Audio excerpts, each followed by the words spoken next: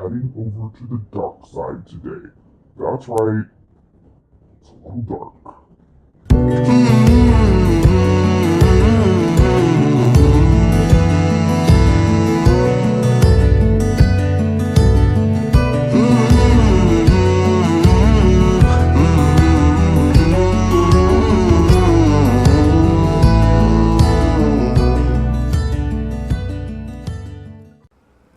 Hey everyone, I have some very serious things that I need to talk to you about. Some very personal things, but some very emotional things, so bear with. My mom, she had colics too, and I remember when I was younger, my mom had these weird tapes. She used to like take her hair, and it used to be like taped to like her head, like that. Well, now I get it. Those of you here for the makeup, yeah, I went to Ulta again. I had to return the infallible foundation. So I'm wondering if it's the techniques that I'm using that's really kind of causing this problem of cakiness on my face. I thought I had a powder problem, as you know from yesterday's video or the day before if you've been watching any of my videos. Trial and error. The infallible was crud. Hated it. It was beige. And I don't do beige. It turns orange on me. Today I'm trying something new. I am trying Maybelline's up to 24-hour foundation. And I'm doing it in 120, the classic ivory, because I am a classic ivory girl. Okay, so now that I look like a raccoon, I'm gonna ask you another question. What is your favorite brand of makeup right now? You know, we all go through that trial and error and things work out really well and this is great and fantastic. Remember I told you I wanted to be an it girl because the it foundation, the Bye Bye foundation was really working well for me. Then it just stopped working well for me. My face starts adjusting to things and it just says no. It's like it rejects everything I try to put on it. Right now my favorite cosmetics are Catrice, Essence, and Revolution. Today I'm going back to the old school technique of blending in with my fingers. Yesterday at Ulta, I was trying on this foundation as well as some others and just realized, you know what? I started blending in with my hand and everything started looking amazing. It didn't look cakey and weird. I love the brushes, I really do. I think they're fun to use, but if they don't work, they don't work. So I'm going back to the old school technique of putting it on with my fingers. All right, as I let this sit, you know I like to let my foundation sit. I'm going to talk about some pretty serious issues. Some things that are near and dear to my heart. That is 2 suicides in 1 week of Kate Spade, the creator of the designer Kate Spade bags, which we all love. Beautiful, gorgeous, wonderful lady, very talented. Today I learned the news about Anthony Bourdain hanging himself. This is really tragic news for me. I followed Anthony Bourdain for a really long time. I am a foodie as well as everything else that I love. I used to love watching all of his reality shows where he traveled around the world, learning about different foods and their cultures. And when he talked about his family and his wife and his daughter, he was a punk rocker in his younger days in New York City and achieved to become one of the most famous chefs around the world. He shared his travels and his adventures with all of us on the Travel Network, on the Food Network, on CNN. He had so many different programs that he was doing. Now, I didn't agree with a lot of his political beliefs, and I could just gloss over those things because that's how I am. I'm not going to get offended by those things unless it's, you know, bam in my face and rude.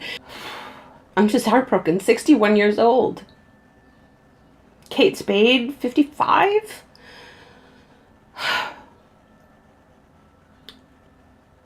Chester Bennington of Linkin Park, Chris Cornell of Soundgarden. What's happening? There's so much hate in this world, and it's tearing people down. If you know anything about me, and if you've watched my videos faithfully from the beginning and throughout this past year, you will know that I too tried to commit suicide.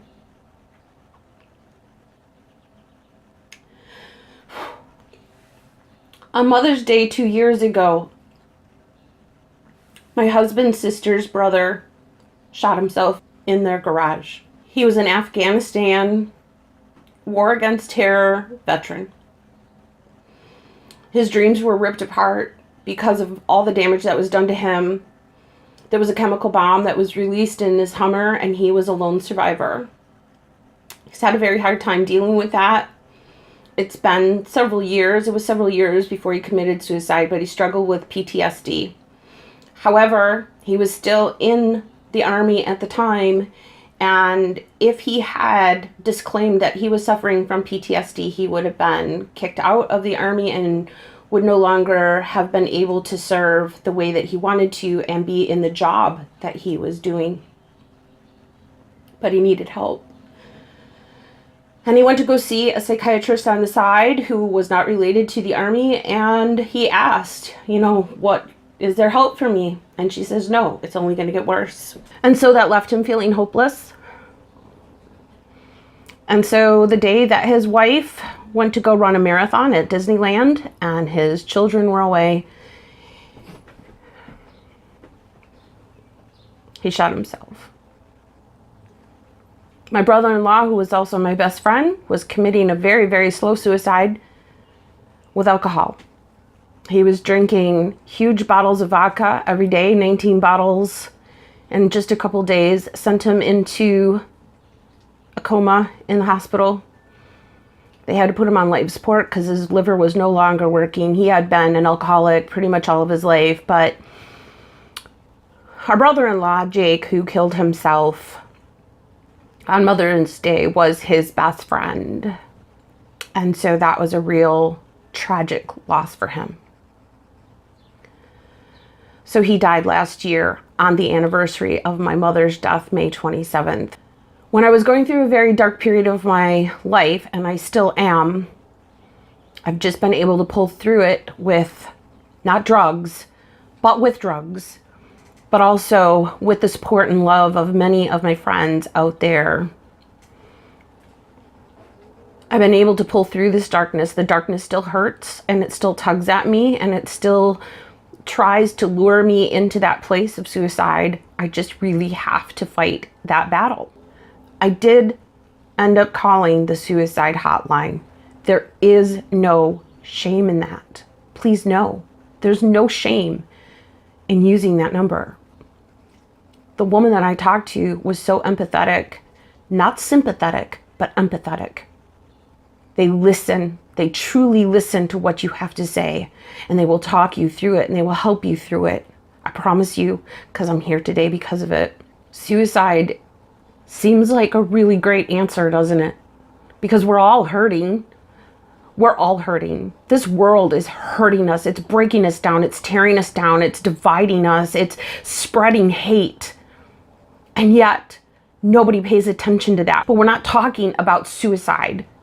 We're not talking about how the very things that these politicians and the mainstream media are doing are ripping the souls apart of people. First and foremost, you need Jesus. But I have Jesus. And me even having Jesus does not prevent me from feeling worthless and empty and lonely in this world. But I rely on him to love me through it, and he has. If you are feeling helpless and hopeless, you are not alone. You are not. I would have to say about 90% of society feels just the way you do, but they're struggling and they're fighting and they're pressing through the best way they know how. And no one needs to know that you are reaching out for help. But everyone that you love needs to know that you're hurting. You need to be open. You need to talk about it. You need to be real. I am so real on this channel. I will never ever be fake. I will never smile to you when I don't feel like smiling. I will never laugh when I don't feel like laughing. I will cry when I feel like crying. I will spill my guts when I feel like I need to spill my guts, because this thing is the only thing that I can trust, that I can come to every day and say, this is what I'm going through. And if that's the outlet that you need, then do it. Pick up your camera phone, pick it up and start talking to it and post it on YouTube, and you will be surprised how many people will love you through this.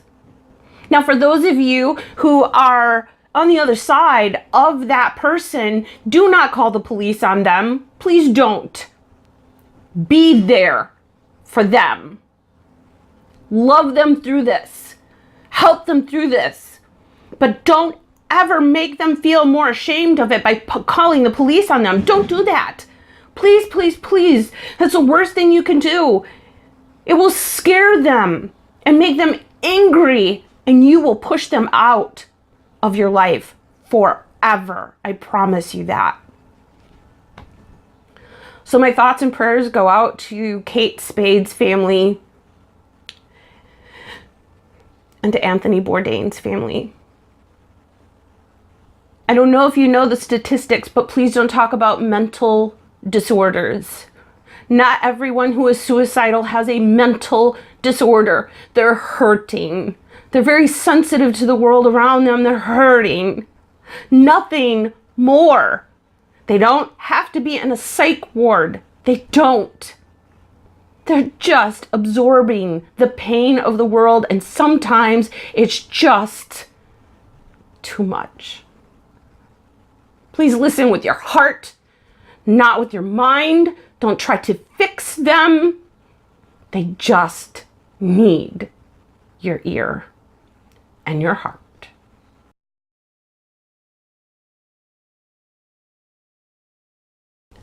It's a terrible segue, I know. But I'm going in with Model Zone translucent powder. Breaking all the rules today, I actually used the powder puff that was right in with the powder. So this is my pain. This is what I'm going through. Yeah, it hurts. It hurts a lot. It's the right thing for me to do. Some of you have asked me, does your husband know you're posting these videos? Absolutely. My husband knows everything. What I say to you is not anything that I wouldn't say to anyone else. Now, some people think that that's rude, but I'm pretty straightforward, and I'll tell you something right now. You will know the difference between when I'm being rude and when I'm being straightforward. When someone pushes me, I shove back. Yes, I am Jane Eyre. Totally. I want to explain to you a little bit about why I am filing for legal separation. Some of you may think, oh my gosh, he's just going to the Mormon church. What's the big deal? I don't follow any religion whatsoever. I just believe in Jesus. I believe he came to save us, died on the cross, and rose again. I believe that he is the creator of the universe. I believe in the Trinity of God the Father, Jesus the Son, and the Holy Spirit. I believe in that. I believe in the Bible. And I believe that there is no one else who has any more authority than Jesus or God. Joseph Smith cannot have the authority to sit at the right-hand side of God along with Jesus. He cannot decide who gets to get into heaven or not. That was given to Christ alone. Period. The Mormons believe that Joseph Smith is the one who will be the judge in heaven.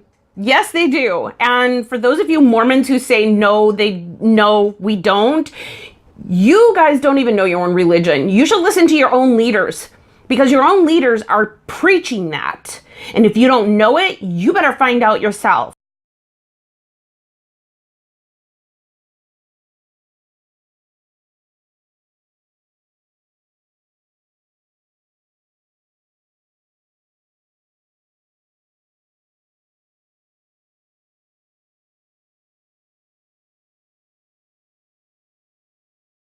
Yesterday, my husband just quietly told Tavin that he was going to continue going to church, even though I had expressed to him a couple days ago through my video. He knew what I did in my video and how hurt I was. And I cried to him the next day over it. And I thought maybe he would listen to me. Maybe, just maybe, you know, I could get through to him. But I didn't. And he has chosen his faith over his family. That is the truth. When you know someone's keeping secrets, you dig. I don't care. I don't really give a crap about privacy when it comes to someone lying to you and cheating on you and betraying you. You have to find out at all costs what's going on behind your back. If you don't agree with that, that's fine. I don't care, but that's who I am. And I always have been. And that's how I have always found out. God has always led me directly where I need to know to find the truth.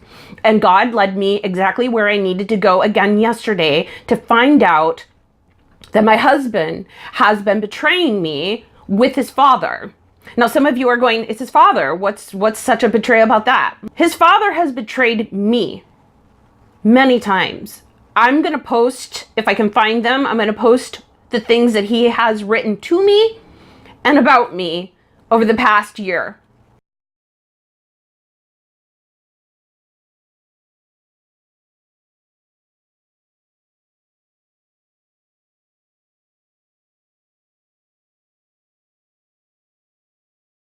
That is what I am living with. He also inadvertently sent a text. It was sent to my husband, and it was meant for someone else's eyes to read, saying, and I quote, "I wish he would just leave her." And they were talking about me. He's going back to church, and he feels that that's where he belongs. And when I asked him, well, where does that, put me and Tavin? He said, "You're more than welcome to come to church with us." I said, "I'm not going to a church that worships Joseph Smith and believes that he's the judge and the jury of my fate, my eternal fate." He says, "That's not what we believe. And Mormonism isn't about that. I believe in Jesus." And I said, "If you believe in Jesus, then you can go to church with us. We'll go to church with you. Let's go to church. But for the past 3 years, you've been telling me that you won't go to church with me because you can't get up in the morning. You tell me I can't wake up in the morning. I need to sleep because I go to work on Sunday. And then if he does get up with us on Sunday, he sleeps." Well, we don't spend any time with him on Sunday as it is. And he spends no quality time with us on that day. And I've been asking him to go back to church. And his answer has always been, "I can't, because I can't really stay awake. And it's too early for me to get up and then to go to work. It's just too much. I can't." But yet he'll get up at 7 o'clock on Sunday now, dress up really nice, and he'll be gone till 1 o'clock in the afternoon, come home and sleep, and then go to work. He'll do that for the Mormon church, but he won't do it for his family. Now, if this isn't about Mormonism, and if it's about Jesus, then you are willing to go to another church with your family that believes in Jesus too, right? Okay? But he won't, because he says this is the true faith. So I stood up. I stood next to Tavin and I said, "So are you telling me that Tavin and I are going to go to hell because we don't believe that Joseph Smith is sitting at the right-hand side of Jesus? Are you telling me that we're going to be judged, and because we're not Mormons and don't believe in the church, that we are damned and going to hell?" And he looked at me.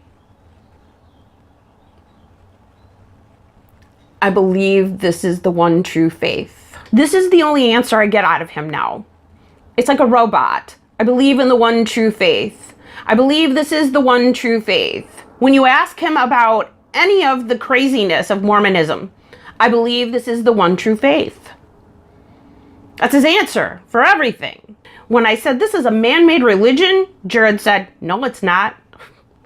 Nothing that Joseph Smith has made about this religion has anything to do with the Bible. It has everything to do about him and what he claims that he has done. And there's no proof anywhere in this world that he ever had any gold plates. And if he had gold plates, God would never destroy them or keep them hidden as a secret. My husband and I have lost a lot of things over the past few years. He has been an alcoholic and kept that a secret from me. He was taking all of my drugs for my neuropathy when they wouldn't work for me. He was taking them. He started taking my Xanax, which was the only thing that helped me with my anxiety, which I can't get a subscription for anymore. I knew exactly how many I had, and he claimed he spilled them, and he said, oh, I put them all back in the bottle, but I had 2 left when I knew I had 25 in there. So he's been stealing my drugs, and if he's not doing drugs, he's on something else. He just keeps transferring one addiction to the other, and quite frankly, I believe that Mormonism is his new drug, is his new addiction, and he is willing to sacrifice me and Tavin for it. And the reason why I know that is because he's not fighting for us. He's not fighting to stay together.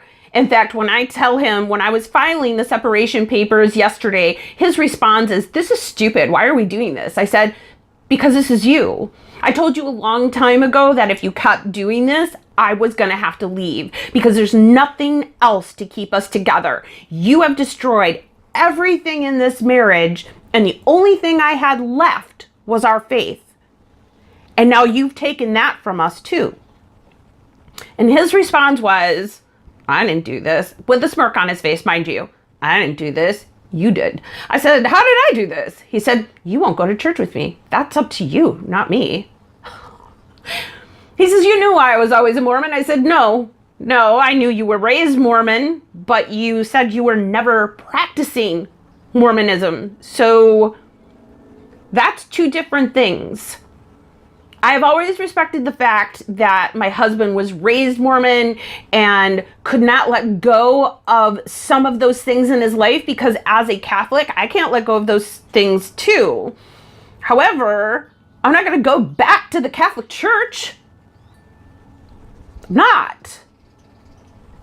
But his father is egging him on. His father is pushing him into this.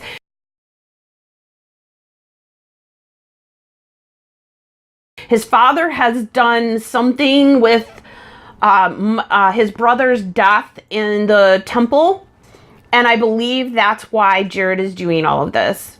Because Mormons believe that if you do all this weird stuff, that's the only way you're going to see your loved ones in heaven again. And so he wants to be with Mikey again. And so he believes that this is the only way it's going to happen.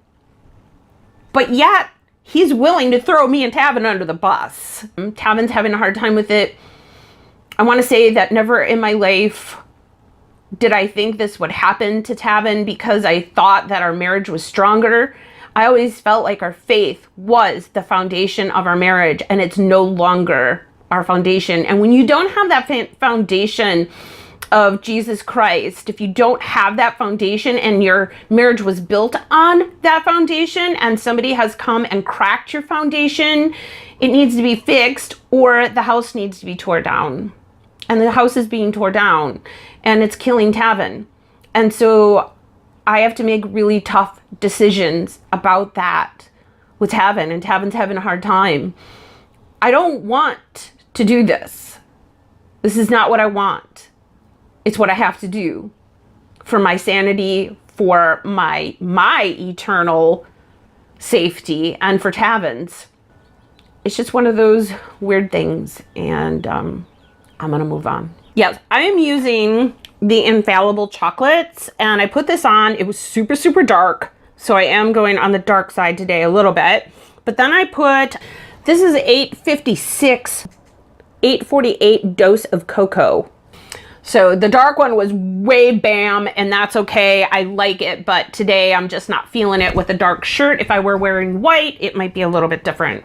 For those of you who have been following along with my landlord drama, just so you know, everything is fine. Everything is great. I'm not only going to tell you the bad things, I'm going to tell you the good things that come out of these bad situations, because there's hope. There's a light at the end of the tunnel.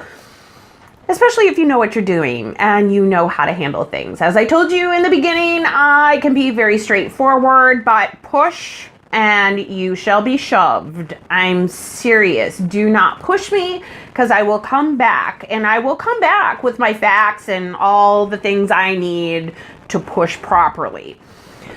So what happened is I found out my rights, and I wrote her and I told her that I was taking what she said as a direct threat, and we have never been bad tenants here. We have never not paid rent. We have never paid late. We have always done the right thing. She did respond, and her response was an apology. Yes. I'm telling you that you need to know your rights, and you need to let anyone who is trying to bully you tell them that you know your rights. And they're going to push harder. Don't get me wrong. They will push harder, and they will try to break you. But don't you dare be broken. Don't you dare let anyone do that to you. Instead, continue fighting for what you believe in and what you know is right. Don't ever, ever, ever let anyone bully you and intimidate you and manipulate you just because they think that they have an authority over you. Don't ever do that. All right, guys, I am out of here, and I just want to say God bless you, and I hope you have a fabulous, wonderful weekend. I love you. See you next time. Over the hills and far from mine, she's waiting for love to be realized. I'll send her my heart covered as a gift, and hope that you'll take it into her side.